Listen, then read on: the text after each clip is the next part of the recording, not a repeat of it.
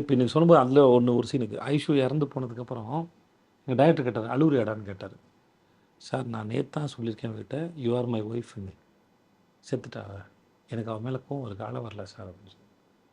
ஜெயிலில் அழுவுறியாடான்னு கேட்டார். சார் என்னால் ஒரு உயிர் போச்சா, நான் சாக விரும்புகிறேன் சார், எனக்கு அழ வரல சார் அப்படின்னு சொல்லி. அப்புறமா வீட்டுக்கு வந்தப்புறம் நான், சார் எனக்கு இவங்க மேலே கடும் கோபம் இருக்குது சார், நான் எதுவும் பேச விரும்பலை சார் அப்படின்னு.